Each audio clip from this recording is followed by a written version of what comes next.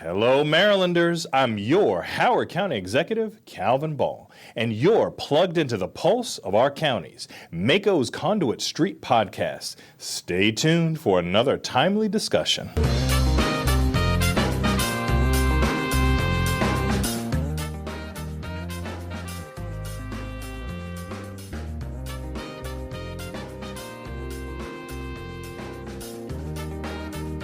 Hi, everyone. Welcome to the Conduit Street Podcast. I'm your host, Shantelle Malcolm-Lym, and today I have with me Kevin Kinnally and Michael Sanderson, and you are in for a treat. We are finally going to do our Ask Me Anything episode. You sent your questions in, and we're ready to answer them. So I'm a little nervous. Yeah, anything, I'm a little nervous. right? Yeah. And I will say, Shantelle, in the social media stuff, which drummed up some interest. Yeah. You specifically asked people, could they stump? It's like a Right. stump the band Boy, thing. yeah. Although, okay, so we'll see how thick the going gets on that front. But I like this idea. I like that a bunch of our listeners, engaged and have sent some stuff. So hopefully not too many like crazy curveballs. But, all right, yeah. No. For sure not. Yeah, We have not seen the question, so it's off the cuff. I'm a little nervous, so we'll see. I know. We'll see how it goes. Let's Shantelle? go, guys. All right. All right. So, Michael, you're up first. In your view, what's the most underappreciated state program or policy that has quietly revolutionized local governance in Maryland, and who played a big part in it from MACo? Oh, wow. I think that there's a ton of different things that could be good fits there. I'll give one long-term one and one my-term one, because I've been here for almost forever, but not quite forever. I would say one thing I think Maryland does that's a really clever program here is program open space. Okay. So it's basically a land preservation program to buy up land that might be under threat of development and put it into either ag land preservation or have it just be like pristine forest area or wetlands area, or buy for like active recreation and parks and that kind of stuff. It's all funded through a transfer tax, which is connected to real estate development. So I think that's a really clever idea of you have a targeted revenue because of the activity that's threatening development of all this land, and then you go out and preserve land and you do active parks and that kind of stuff. So that goes back to the 50s, and Senator James, former Senator James, the father of the current Senator Mary Delaney James, I believe so, yeah. was the sort of master architect of the program open space program and deserves a ton of the credit. I think it's a national model. It's one of the things I brag on. Right. I will also say MACo was one of the first county associations to step in on drug abuse and substance abuse treatment programs. And we launched a program in Maryland called the Substance Abuse Treatment Outcomes Partnership. Mm-hmm. And it was sort of an incentive grant for jurisdictions. Put up some of your own money. You get some state funds to help target a problem in your jail, a problem in a part of your community, or that sort of thing. And I thought that was a really good state-local partnership. I'm into it. All right. We're into it too. I like So, it. All right, we're off to a good start. I think so. All right, I'm shaking Lay off. up. That was a layup. You're a little. Shaking off the rust. For those who can't see, Michael is a little bit jittery. I think he's nervous. All right. So next question is a bit light. So if you could create one new holiday for Maryland, what would it celebrate and how should it be observed? I mean, obviously we are in election season. I think election day, and it probably shouldn't Election just holiday. be for Maryland, right? It should be election day should be a holiday, and you should celebrate by going to vote. I mean, I'm here for it. I mean, right? It should be a holiday. And you make it a real day off, and Right. you might have more Yes. people available to serve as election judges. Yeah, not just to go vote, but to actually Right. help carry out democracy. Right, all of I it. think so. But you clear out the schools, like that sort of thing. Like I don't know. I think there's a lot to be. I mean, I know Kevin's a bona fide election nerd, so like that's where he would go anyway. But I think that's actually that's about as good as I could come up with. It should be a holiday, right? I mean, we talk about the problems with getting the schools closed and trying to get polling places and finding people to volunteer. If you didn't have to go to work, then maybe we would have more volunteers like you said, Michael, and hopefully more people would go and vote. Although we have made voting way easier, and I'm proud of that in Maryland. So, but I think that should absolutely be a holiday. Official Conduit Street Podcast position formally now. I can't say it's a MACo position, but it's a podcast position. For sure. Election Day holiday. I like it. Yeah. All right. So next question. I know you're a big AI guy, Kevin. Michael spearheaded our last AI podcast episode that we had. So I want to hear from both of you. Well, not just me, but this person sent the question. So obviously they're curious too. But how do you guys feel about AI personally? Me personally, I like it. I think there's a lot of promise. There are pitfalls, obviously, that, AI tends to go off the rails a lot of the time, and it can be racist. It can be all these terrible things. But at the end of the day, I think we shouldn't worry so much about AI taking over our lives or our jobs. I think it can help you do maybe mundane tasks quicker, easier. And then, we'll see what the future holds. Maybe AI will take over humanity. I hope not. I'm not there yet, but I personally think it's iRobot for real, guys. Yeah. I mean, a lot of people seem to think that. I think it's a good tool. I think it will continue to evolve, and it's going to be up to humans what happens with AI, because ultimately we're the ones who teach AI how to be AI, right? So if humans are responsible, I think that it can be a really good thing. But as we know, humans sometimes aren't responsible, and that can go downhill fast. But generally, I think it's great, and I think it's a productivity tool, and maybe it can change the world for good. Hopefully not for bad. Yeah. I mean, our keynote speaker at the summer conference this summer, Mo Hassan, he came on the podcast and did a whole episode talking about some of these issues. And it was kind of like teeing things up for the presentation and discussion at the conference. But I don't know if you listen to stuff he was talking about in the room, and then he stayed the whole day. He and a couple people from his staff were just sort of holding court at the MACo conference for anybody who wanted to come in and talk. And you want to talk for 10 minutes, if you want to sit for 2 hours, he was willing to just go on and on. First of all, like, I'm in the demographic. I'm old enough to be a fuddy-duddy and say, I'm going to put my head in the sand. I'm going to ignore this sort of thing. Most people are, by the way. But I will say, like, the times I've seen fit to just use it for a simple sort of thing. Yeah. Like literally, I'm on a phone call and someone says, "Hey, could you give me that list of who all those groups are and where, how to contact them and what counties are the members of each of them?" I was like, "Wait, this is a perfect AI." So type, like go into just a free account, type in a 10-word prompt. Okay, I missed it. I have to rewrite that just a little bit. Yeah. But I did a 20-minute project in 90 seconds. Now that's not a world changer, but the idea of you can write your next brochure for your park and rec department by saying, just look at this list of events and populate this with appropriate pictures and illustrate do some nice color thing to illustrate what the times and dates and stuff like that. Like, I think there's huge opportunity there. Don't hire the graphic designer or whatever. Start with AI and polish that, right? No, and AI is not new. I think that's it. AI is not new, by the way. We've been using AI for a long time. Yes. The generative AI is new, and that's what's troubling. But again, I agree with Michael. Like, it's great for those kind of tasks, and then hopefully, we will be responsible and we won't, run it into the ground and cause all kinds of chaos. So we'll see. It won't take over the world. That's right. But for sure, I used AI to compile these questions. So there you go. all right. So next question. Each legislative session seems to bring unexpected debates that catch many by surprise. So aside from the anticipated discussions around Maryland's fiscal environment and the blueprint, are there any lesser known, under the radar, or just odd issues you foresee becoming contentious this year? Is energy under the radar, Michael? I don't think it's under the radar, but I think maybe we're at tip of the iceberg territory. Like, energy policy, for the most part, energy policy is not really MACo's bag. It's not really something that county governments control or manage, but it's something that everybody hears about. And I'm no expert, but it sounds like there are signals in the energy universe that we have a supply problem. Right. Okay. That there's just not enough generation of electricity onto the grid to support today's needs, tomorrow's needs.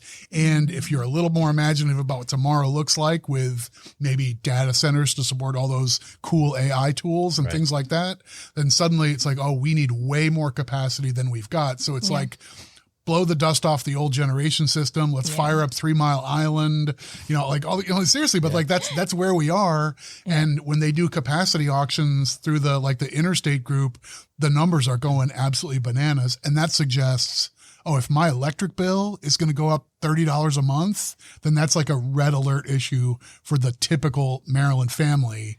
And that's the kind of stuff that gets Annapolis to really jump. Yeah, and I would Okay. say under the radar because I don't think the typical Maryland family knows yet that that's coming and that's coming around the corner. So like Michael said, I think this is the kind of issue where when the legislature hears that, when leadership hears that, they're going to respond. And how they respond is going to affect, I think, certainly county governments because the state has transitioned to more clean energy, which is a good thing, right? But you have to put solar somewhere. You have to put geothermal somewhere. We know that we'd rather have solar on the rooftops, on brownfields, gray fields, but I think for the developers, it's a lot cheaper to just go put it on a giant farm. And that's where, livability issues come in for counties. And there's been a lot of court cases about this over the years. Yeah. But I think that this is one that MACo will be heavily involved with, even though, as Michael said, typically like big money energy stuff is not our bag. When it comes to land use, I think the intersection of land use and energy is where we really start to weigh in. Right. I think that's right. So those issues collectively are going to gather a lot of attention this year. And by the way, I said $30 a month. I don't have any idea what I'm talking about. So that's not me reading from a report. That's me saying a number like that would make people go bananas. Yeah. And so like these are the kind of issues that really move the needle for, delegates and senators hearing from their constituents. Wait, what? Right. Yeah. So, Right. All right. So guys, if Maryland was granted an unlimited budget for 1 year to improve one sector, which sector should receive the funding and how should it be spent? Oh, geez. This is like king for a day stuff, right? Yeah. Right.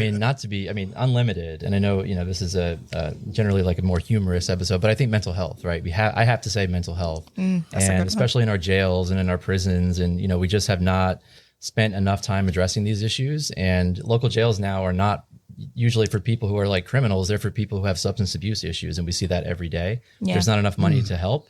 But I think an unlimited budget immediately makes me think of mental health because there's no amount of money in the world that can fix the world crisis collectively. But if we had it for a year, if that was the question, I would say put as much into that as we can. Obviously, there are super important things that we care about, but I think just because of that unlimited piece of that question, it would be mental health for me. That Elon Musk money. Yeah, Elon Musk money. Yeah. All right. So that's a very virtuous answer. I don't know if I didn't want to set the tone there. So all right. So I will play like the MACo card and say, please. I think unsexy infrastructure. Yes. If you had unlimited money, because it's never thrilling to say, let's replace the old water pipes that might have lead in them from decades ago, and like to dig all that stuff up and replace it with new stuff is super expensive. Yeah. And usually if you're doing it, you've had a problem, right? And so no one thinks about this stuff until there's a problem. It becomes a problem. Right. But the idea of like all of our underground and overhead infrastructure to like rejuvenate and improve safety and improve quality and reliability on all those sorts of things, like if the giant grant came from on high that you had all the money to do all that stuff in one big wave, that would be a game changer, and it would let us focus on the more exciting day-to-day things and not have to worry about these long-term crises. Oh, we've got like a combined sewer overflow system in Cumberland and Allegheny County. Oh, how are they going to find the money to fix that? Okay, well, the king for a day, I'll just wave the magic wand and fix that problem. I think we should send Michael to the next meeting of the Maryland Underground Facilities Damage Prevention Authority. These are enthralling meetings. I've sat through hours and hours. So Michael, it sounds like maybe next month you're going to go. I'm fired up. All right, and you can talk all about it. I'll get it on the calendar. It's great. Like, please just transfer it from my calendar to Michael's calendar. No good deed goes unpunished. Yes. It's great. Okay, so this one sounds like they've been listening to us. They've been keeping an eye on us for a while. Someone says, I've seen some people say that MACo is too willing to, in quotes, negotiate. And too willing. That's the question? Too willing to negotiate and make a deal on tough issues in Annapolis. What is your response, guys? So this like gets right to the middle of what an organization like ours is supposed to do, right? I mean, we have a variety of missions. MACo, we want to educate and support our members and have a lot of peer exchange and work with all of our professionals and with our elected so they can, learn from each other and all that kind of stuff. But part of our job is we come to Annapolis and we try and defend and support local services. And when the state has a proposal that we think would say, this shouldn't be a state call, this should be at the community level, this should be done by the local government who's on the ground. So we end up sometimes at odds with the policy leadership in Annapolis. I mean, it does happen, right? And there are times if you're doing that kind of work, you recognize, okay, just saying heck no putting up the big red stop sign, we oppose, period. This is a bad idea. Don't do it. Sometimes that's the most appropriate message. Yeah. There are plenty of times when the writing is on the wall. This is a leadership initiative. This bill is very likely to pass in some form. If you just say, stop the whirl, I want to get off, you end up being sort of, you're no longer relevant in the conversation that's going to happen as that bill progresses and advances and gets changed. And you stop getting phone calls, right? You're no longer at the right. table Yeah. when you just continuously say no. If you're just blowing it up, right, then you have nothing constructive to say. Right. But the reality is the overwhelming share of proposals that come into the General Assembly as a bill, the overwhelming share of anything at all complicated gets changed and amended. Yeah. Maybe the timetable, maybe some of the specific definitions or to whom it applies or when does it take effect, all those sorts of things. This is not exciting stuff, right? This isn't above the fold A1 kind of stuff, but we show up on a bill that we have problems with and we get 4 or 5 things amended out that are some of the most troublesome things at the county implementation level.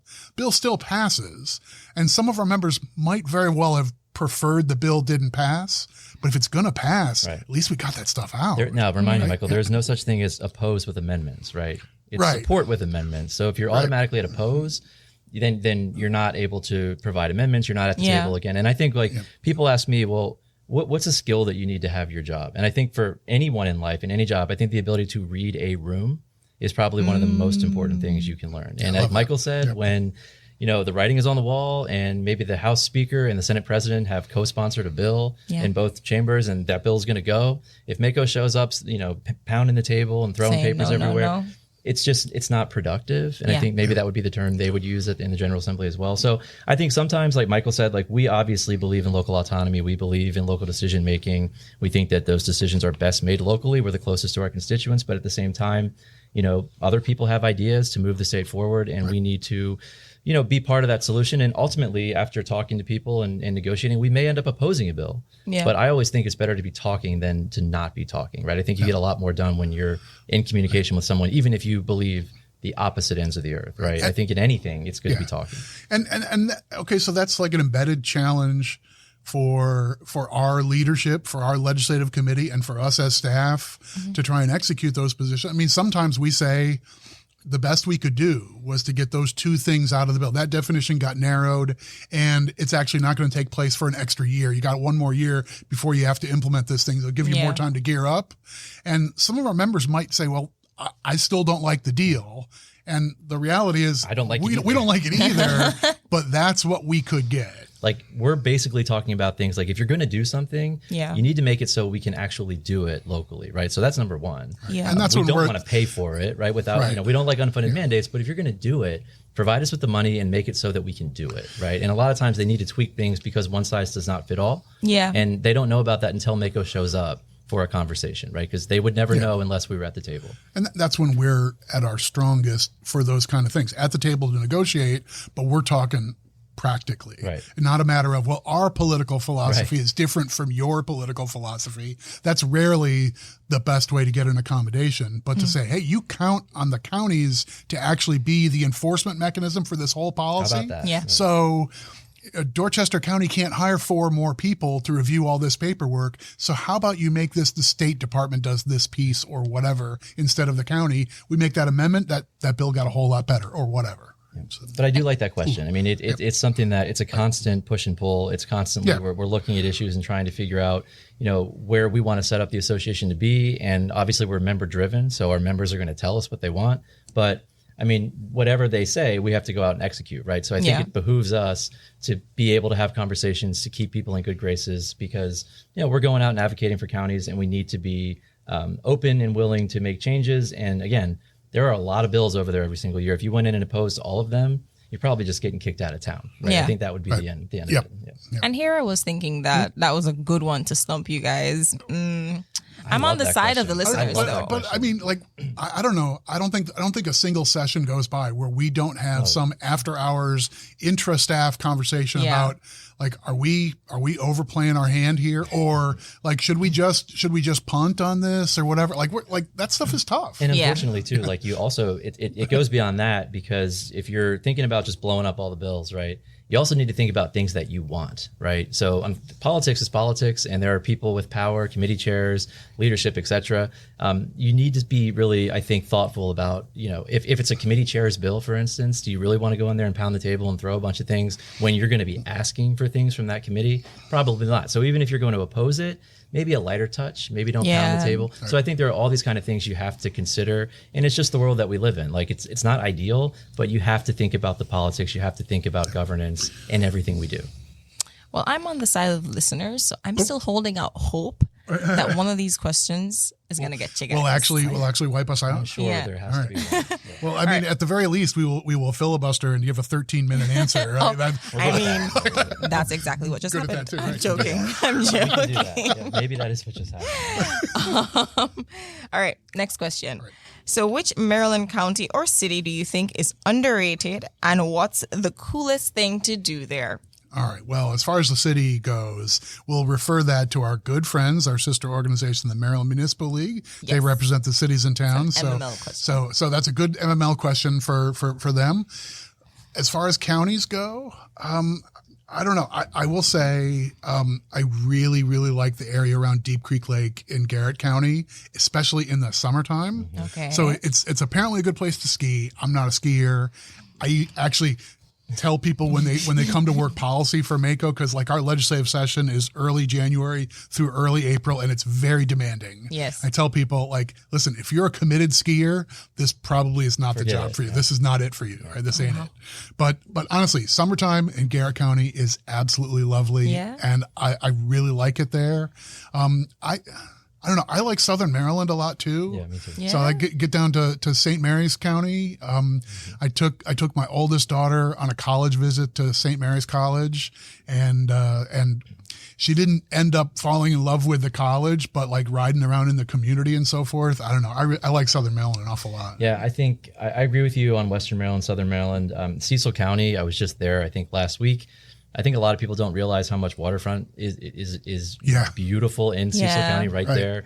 The food, the culture, I think Cecil County is really a hidden gem. Right. I mean, you have it, like a lot of people I think of Cecil as, that's what you pass on 95. Right, it's just, it's just like a little, it's like a little corridor on I-95, right? Yeah, I've seen the warehouses, I've seen the sign, that whatever. But there's a lot to Cecil County, and you kind of got to drive. If you're in Annapolis, it's a little bit of a hike, but it's beautiful. And with the foliage and the leaves changing last week, it was really, really nice. So I think that, I mean, honestly, we have gems all over this state, and but I agree with Michael, and I'd add Cecil County to that conversation. Nice. All right, nobody asked me, but I'm gonna say Allegheny. Yeah.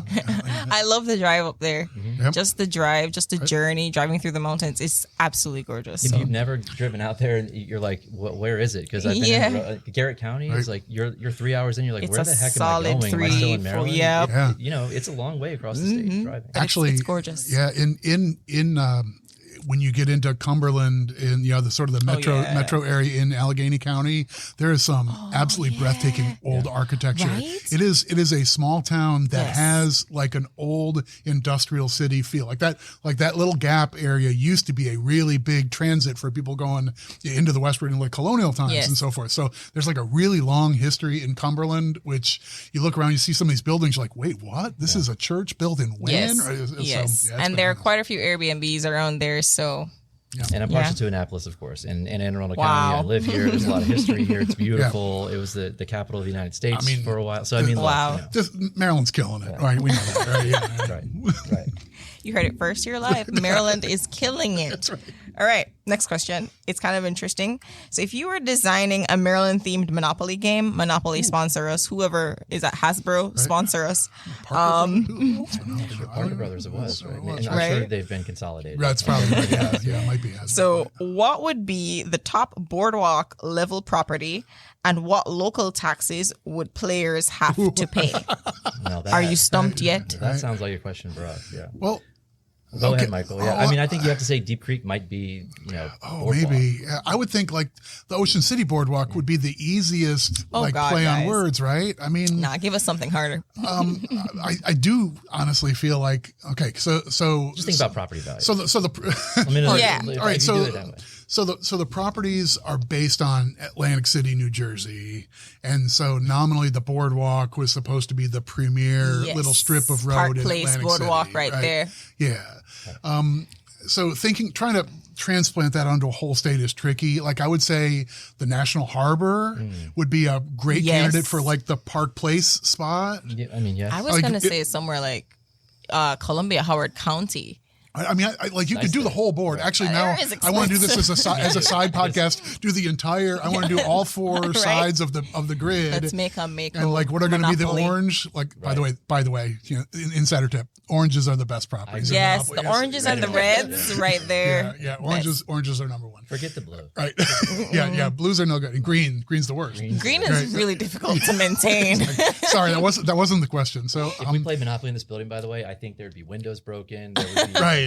We would no longer be friends. I think we'd have to cancel the podcast. Competitive in this building. Right. But like, okay, so like College Park would be one of them with with the flagship university is there. Yeah. Oh my gosh, the list could go on and on. But the are we trying to say that Maryland is Deep Creek. expensive to live in?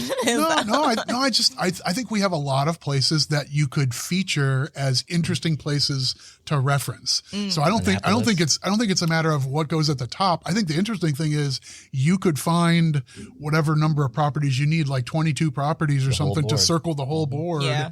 And you could go all across the state and find interesting places. I'd want Deep Creek Lake someplace, and I'd want all sorts of places. I think you could do that. You know, I agree with you. Yeah, I think that's interesting. I mean, my immediate Chrisfield definitely is on there, right? Chrisfield. I mean, there's all kinds of places. My immediate thought was expensive property values, and that's why I think I went to Deep Creek, because Worcester County and Garrett County, they're two of the most property wealthy jurisdictions in the state, right? They are the two biggest. Here we go. Right. Policy wonk stuff. Don't get me started. But, alert. But yeah, I agree with Michael. I'd like to do the whole board, but I think I'd still put Deep Creek as boardwalk if it were me. I think that's a good gift to get Michael for Christmas. A Maryland Monopoly board. Maryland. I'm sure somebody made a Maryland. There's got to be a company who will do that, right? They'll make your special Monopoly personalized board. Monopoly board. Exactly. Wow. Right? I think that'd be cool. All right, Let's jot that down. Okay. Secrets now. So if you had to pick one Maryland law or policy to export to the rest of the country, what would it be and why? This feels like one of those, beauty pageant questions. A little bit, right? Yeah. I mean, program open space we talked about earlier, and I agree that's a great policy that you could export, but let's think of some more. Okay, so like back to our lane, Maryland decided a long time ago that the process of assessing the value of property for tax purposes should be centralized and coordinated by the state. Yeah. So this is a quirky thing. Like, people from Maryland can't believe that most of the country, it's basically the county government who goes out and tells people what their property is worth. So then the county will tax it based on that value.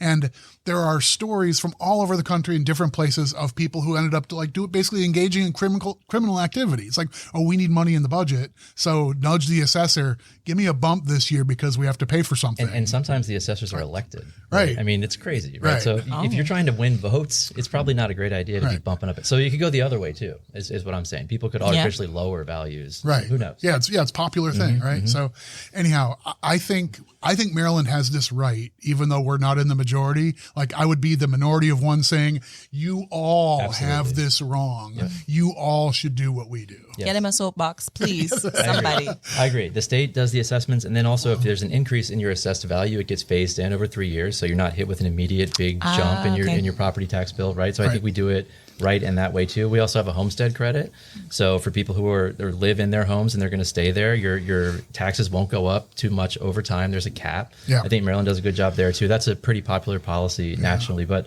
I mean, I agree with you, Michael. I think that the assessments, you don't want the fox guard in the hen house. It's always hard to say that as people who represent counties. Like, not that would happen in Maryland, but there are instances, and let's just say Illinois, right? Because you could, Chicago, whatever, where this kind of stuff happens, right? Where, like Michael said, like, hey, we need some money, so get out there and assess those, a little bit higher. We need $1 million. Go find it. All right.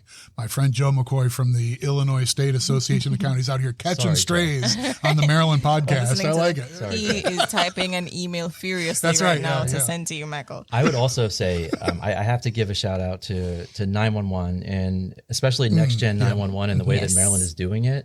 And it's really, the approach is all boats rise, right? So there are a lot of silos in the public safety world generally. Maryland used to be like that with our 911 centers, and counties were just siloed. They weren't talking to one another, and we didn't have this statewide approach to make sure that, you know, from Worcester County to Garrett, that you dial 911, you text 911, whatever it is, you're going to get the same service, and we'll know where you are. Maryland took the right approach. We got all the right people in the room. We had a commission. Senator Cheryl Kagan led that effort. It continues to lead that effort. I think we are now an example of how it should work nationally from every single state. That's great. And I'd love to export the policy. We do it the right way in Maryland. That's All great. right, we do it right here in Maryland, guys.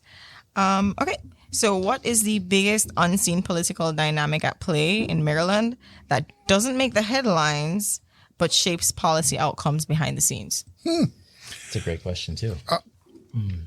I would say, Ooh, is he stumped? yeah, no, I'm not stumped. I'm trying to think of how to say this, right?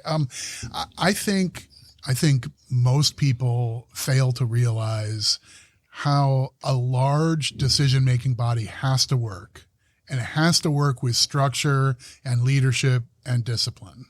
So the House of Delegates has 141 members from these districts all over the state and so forth. Some people represent 3-member districts, some of them are in sub-districts and so forth, but everybody's got their own little corner of the state that they're thinking about, but you still have to come together and pass a budget and arrive at big priorities and so forth. You can look at a political science textbook and go to college and take classes on how the legislative bodies work and so forth. And then your first year doing policy work in Annapolis for MACo or for anybody, you basically take that textbook and you throw it in the bin. Burn it. You throw it in the bin. Yeah. Because the reality is extremely different. And this isn't a criticism that it's a bad system. It's just, it has to work this way. Like imagine being in a room of 100 people and it's like, now let's decide where are we going to go for lunch? Yeah. Okay. Oh my gosh, how are we going to do that? Like, how do 100 people decide? Oh, I don't like pizza. Oh, I don't eat cheese. Oh, I'm a weirdo allergic. vegan, Too many right? cooks in the kitchen. Exactly, right? So, so how do you get 100 people to make a decision like Yeah. that? You form a committee. And you have a few people make a call, The lunch committee. and then we have like, oh, we're going to go to these 2 places, and we've arranged these 2 menus, and now everybody has the lunch a plan. But it took someone consolidating, and it took leadership, and someone had to anyway. The only way big bodies can be efficient in making decisions is with a bunch of leadership. People are like, well, the Speaker of the House of Delegates, she only has 1 vote, so she's no more important than anybody else. Adorable. Right. She has a lot of other things. Like she can change committee assignments. She can take you off a committee. Like there are a lot of powers, and they elect their speaker, right? So it's not like this is some dictatorship. But I agree. I think that a lot of people don't understand that. They don't understand the committee structure. I think a lot of people think that every legislator must read every single bill because they have to, right? How could they vote on something they don't read? But I think it lends itself to what Michael said, the committee structure. That's where all the work gets done. It's not getting done on the floor. Once a bill gets out of committee, the bill is on its way. Yeah. Right. So I think a lot of people don't really realize the work that goes on in committee. I think another thing is like lobbyist has a bad connotation generally, right? Yes, you think it of does. lobbying and you just think of pinstripe suits and tons of money. And there are some of those. But the reality is everyone needs a lobbyist because legislators can't read all the bills. There's no way they can understand every single policy that comes before them. So if there weren't lobbyists, if there weren't people testifying, they wouldn't be able to function. Right. So you can't, there's not a subject matter expert in the General Assembly for every issue. Everyone needs a lobbyist. And don't think of it as just whining and dining. Think of it as like, hey, we're explaining how this stuff works. We know that you have an idea, but here's the reality. Here's what you need to do to make it work. Okay. I think change your mindset about lobbyists in that term generally. I'm Steve from the Pipe Fitters Union, and your bill is a problem for our professional pipe fitters. And let me tell you why. So it's like, that's not terrible lobbying. That's somebody adding to the system. Okay. The system needs that guy. Gotcha. And also I totally piggyback on Kevin's point. These poor kids from like the 5th grade social study class, they come to Annapolis and they put them up in the gallery to watch like the Maryland Senate have debates. Yeah. And the Senate will be on the floor for 17 minutes and they'll do like this perfunctory stuff. They'll take a bunch of, 47-0 votes. Yeah. And there's almost no debate and no discussion. And somebody usually has to stand up and say, I'm sorry, kids. Yeah. Like the real action is actually happening in committee, because all afternoon we're going to have this really raging debate about public health and about insurance and about guns or whatever else. All that stuff is happening in committee. That's really where the fun part of democracy is happening. Here on the floor, we're mostly just processing papers and it looks boring. Everybody thinks like Patrick Henry. It's standing up and great oration, that kind of stuff. But most of the real work's being done in committee. And most of that's theater anyway. Like I said, when the bill's out, right? It's very rare for a bill to get recommitted to a committee, right? It happens. Or defeated on the floor, right? Yeah, like, not common. Very rare. Like usually if that's going to happen, the chair of the committee on the floor will pull the bill. They don't want to get defeated, so they'll take it back, right? But I think that a lot of that is theater, and the outcome's already determined. So if you come on the right day, you might get some fireworks, especially lately. These past few years have been pretty active on the floor with debates. But yeah, all the work gets done in committee, and everything you see after that on the floor, most of that's just performative, in my opinion. Yeah. All right. Well, think fast, guys. A disappointing answer? A disappointing answer is okay? It was fine. It was fine. But the next one, I'm going to ask you to think fast. All right. Dead or alive? Our next guest on the podcast. Oh, my gosh. Oh, like anybody all time? Dead or alive, Can guys, we get Albert think Einstein? fast. Do we think we can do that? No? Okay, so somebody who would be like appropriate for the podcast. I mean, it could be fun. You could give me your fun and then give me your serious answer. So Albert Einstein was your fun answer? Oh, that's my first. That's the first. I mean, okay, my first like dinner guest, dead or alive. Yeah. That's my first answer. Sorry, but okay. Really? Okay. Why? I'm sorry. I was just so curious. Like, what would you talk to him about? All right. So why'd you stick your tongue out in the picture? You can hit fast forward on your yeah, exactly. Yeah, you may. Yeah, this is gonna be 7 minute answer. No. I will just say, I think it's really fascinating that we humanity, in understanding how the world works, made enormous strides forward just by the virtue of Albert Einstein sitting by himself and thinking about how he thought the world probably worked. And to the extent that it wasn't behaving, that the things we understood at the time, this is the early 20th century, his theories of electromagnetism and light, and eventually like the theory of relativity and the speed of light and all this kind of stuff, the concept of space and time being all bundled together, it all came not from experiments. Like great science usually comes from, we do experiments and then that sends us in the right direction. This dude did it all in his head. Yeah. He's like, I think the world probably has to work that way. And that means, okay, someday you'll be able to do an experiment to prove that I'm right. And the light actually bends around the planets. Mm-hmm. We don't have the technology today, but someday they will. And like 40 years later, they do an experiment and it verifies everything this dude thought up sitting around as a patent clerk. That's bananas. Yeah. I want to hang out with that is dude. Pretty cool. Yeah. I mean, sorry, not a MACo thing, but I'd like to invite. You could have him on the show. I'd like to have. I could send the emails. Right. I'd like a party with the founding fathers, right? And I would just like them to take a look around, and I'd want to ask, "Is this what you? Is this what you envision? That's a good one. That's a good one. That's because a good we can all sit here and think about, well, this is what they meant. This is James Madison. Right. Yeah. What do you think, man? Take a look. What do you think? Is this what you wanted? Is this what you thought? Regardless of their answer, I'd like to just. I'd like to watch them look out onto the world and onto this country and take notes and say, this is not what we meant by that or that or that. Oh my goodness, right. Yeah, that would be pretty cool, I think, right? That'd be pretty interesting. Yeah. Okay, so a practical answer. A more on point answer for us would be, I've been doing this for a pretty long time, and Maryland benefited from some long-term political leaders. So how about back-to-back episodes with Mike Bush and Mike Miller, both now deceased and former honorary leaders from the legislature. Mike Bush was the Speaker of the House for 16 years. Mike Miller was the President of the Senate for more than 30 years. I lost the count. Yeah. So, but I would say the two of them on back-to-back episodes. I mean, it would be a total study in contrast. Yeah. But Senator Miller talking about he was a big history guy. He would have all sorts of things to say. We would probably get in a couple of questions, and then the conversation would just cascade and be fascinating and riveting and important. Full of cool stories, and here's how it used to be back then when we did that. Yeah, like that guy can hold a room. For sure. And then Mike Bush would show up without even a piece of paper. No notebook, and pen. then it would be a complete nerd out to talk about all these details of this budget thing, and there's an insurance problem. The way we're going to fix it is this and that and so forth. And you wouldn't miss a step. Right. That's right. That's right. So, I mean, I don't know. I'd summon each of the two of them for an episode of the podcast, and it'd be a like circle the date kind of thing. One of my favorite memories with President Miller, I think it was a big transportation bill, right? And it was the scorecard bill. And I'll never forget, watching the hearing. I was in the office. Michael, you were in the room, I think. Yes. And I was watching it, and President Miller walks in the room during the bill hearing, and everyone just turns, and here he comes, and he walks right up, and he says, "This is what we're going to do." And he sits down, and he's not waiting in line, right? He's not, here's what we're going to do. This is it. And everyone is just like crossing out everything they were going to say because he just spoke, right? So like, that's the kind of influence he had. God. And also he was a great leader, right? He knew the state like the back of his hand.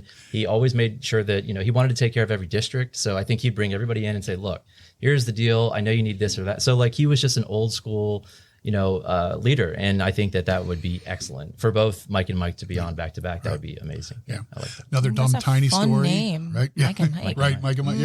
Yeah. And Miller and Bush. So there's like a beer joke there too. Right? Yeah. So that's pretty good. But These things write themselves. Right. You don't need AI. So another tiny story though. When I first got the job as director, I've been doing policy work for MACo, but I got the job as director, and Speaker Bush wanted to meet with me, and it was at our winter conference. He had come and spoke on one of the panels and so forth. And we went and had lunch at the restaurant at the Hyatt. And I'm thinking, okay, this is going to be like, we're going to talk about next year's budget or the policy issues. Formal stuff. That kind of stuff. Ready, right. It was like a half-hour conversation about nothing but like my kids and how am I managing work-life balance and that kind of stuff. That's this guy was a coach, like nice. a leader. They called him coach, and but he was a genuine coach, but like that carried over into the way he did his business. So, I was like, wow. How did I deserve that kind of attention? Talked to him about the school where my daughter was going for. Did you tear up a little bit? Teary-eyed. I was just like, I was thrown for. First of all, I'm like, whatever you say, Mr. Speaker. You're ready to go in there and you have all your notes. And you're ready we're going to spar about this. I'm going to go deep in the weeds. Yeah, no. But you can tell when people care about people, right? Yeah. And like with those two, even though Senator Miller sometimes had a weird way of showing it, you could see that they both genuinely cared about people and their members and their districts and their constituents, and that to me is like what it's all about. Good stuff. I'd love to be here for that episode. Yeah, let's work on it. All right, folks, we're going to leave it here for this week, but tune in next week to hear part 2 of our Ask Me Anything special. Did we stump Michael and Kevin? I guess you'll just have to tune in next week to find out. If you enjoyed this week's episode, which I'm sure you did, leave us a 5-star review. Be sure to subscribe to the Conduit Street blog and follow us on socials to stay in the know, and we will see you next week. So on behalf of Kevin Kinnally and Michael Sanderson, I'm Shantelle Malcolm-Lym, and we will talk to you soon.